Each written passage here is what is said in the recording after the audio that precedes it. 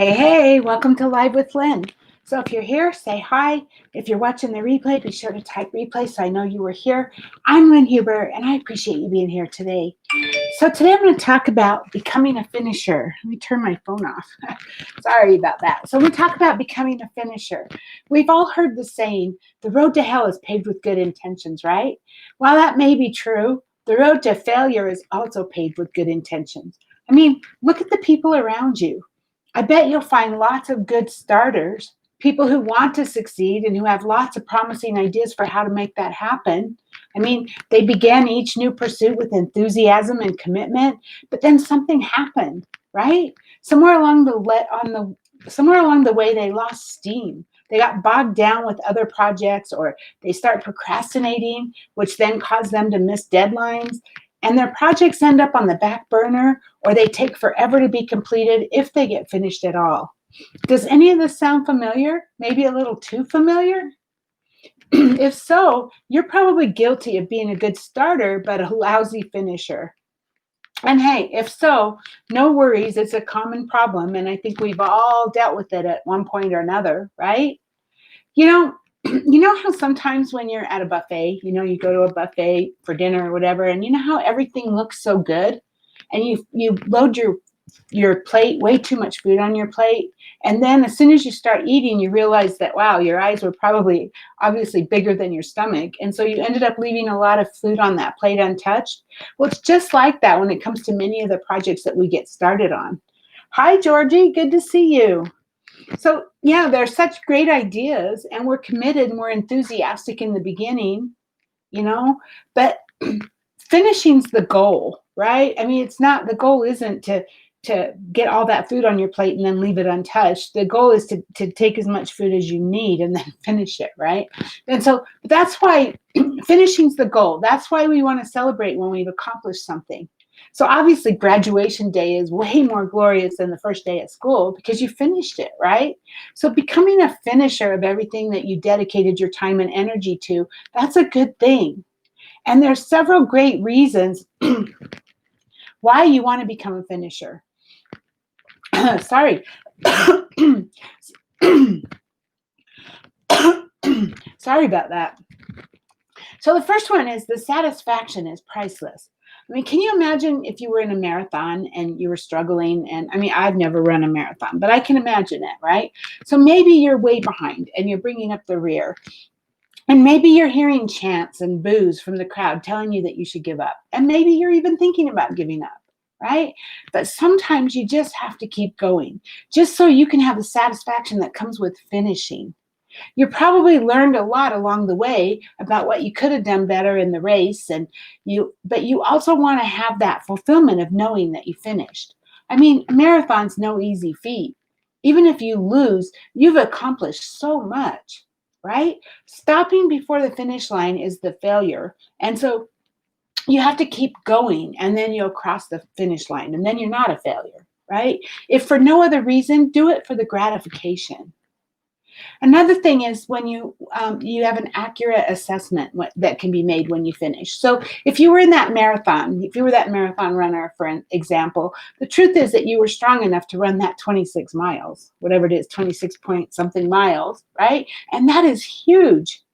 And so once that it's over, you're now able to assess what went good and what wasn't so good. What did you do well, right? What did you not do so well? Maybe you realize that now that you needed to control your speed from the beginning to the end of the race and not deplete all of your energy in the beginning, you know? And maybe that assessment is likely to help you win or at least do better in your next race. And every time you get better and better and better. You're never going to know just how good you are at something until you're patient enough with yourself to see it through. So be a finisher so that you can eliminate that fuzziness about whether or not the problem is something you can fix. And when you always leave things unfinished, even your appreciation of the value of time is biased. Another reason why is it's important for progress sake, right? The number of things that you keep starting and leaving half done, they have an overwhelming effect on the progress that you make towards your dreams and your goals and where you want to be in your life, right? And so it really would help you if you just stopped second guessing yourself so much and just push to finish what you start, no matter what. right? It's better to have one finished mediocre novel under your belt than 10 excellent ones that you didn't finish. If for no other reason, obviously you can't sell the unfinished stories, right? So at least get that mediocre one done, learn from it, evaluate, and then your next one will be better. That's how we do it. That's how we do all of our life. Another reason is finishing builds up your character. So whether you're an employee or an employer or an entrepreneur or you're self-employed, tenacity is an admirable quality that you should always strive to have. The more you practice finishing the things that you start, the more tenacious you become. So choose today to be a stronger person who doesn't take the easy way out. Your future self will thank you for that. Develop the habit of bravely seeing it through. The more you do so, the better you're going to get at handling challenges. And everyone respects persistence, right? And you're going to find that people will trust you more if you're persistent, because it's easier to trust and follow someone who is persistent and who is determined and is going places, right? We want to follow people who are going places. Another reason is it gets rid of uneasiness. So we all know that lingering feeling of anxiety that unfinished projects carry along with them, right? It weighs on you and it can get in the way of your peace. So becoming a finisher is one sure way to eliminate that anxiety and so you can have peace, right? Continuously postponing things doesn't take them from that emotional or spiritual space. The only way to free up that space is to finish or make a conscious decision that you're going to stop. Maybe you have determined that you can't finish for whatever reason, or that it wouldn't be smart to finish, and that's okay too. So you make that conscious decision to stop. But unless you either finish it or make the decision to stop, that's the only way that you're going to free up that emotional and spiritual space that's going on in your head and in your heart, right? Because it's always going to be there as long as you have unfinished projects, right? So either way, making the decision is what concludes the matter, and that's what gives you the freedom. So these are just a few of the good reasons why you want to discipline yourself and not let yourself off the hook until you're finished, whatever the project is that you started. It takes practice for sure, but once you reach mastery, once you get to that mastery stage, it's going to be like second nature. You'll do it with such ease that people might think you were born that way or that it comes natural to you. And I can tell you personally that being a finisher is way better than simply being a starter. If you're not a finisher, you probably have a lot of things that just don't get done, right? You don't move forward. You reach your dreams, right? But better than the results is how you will feel as a person if you become a finisher. You'll feel empowered. You'll feel disciplined. You'll feel like you're actually in control.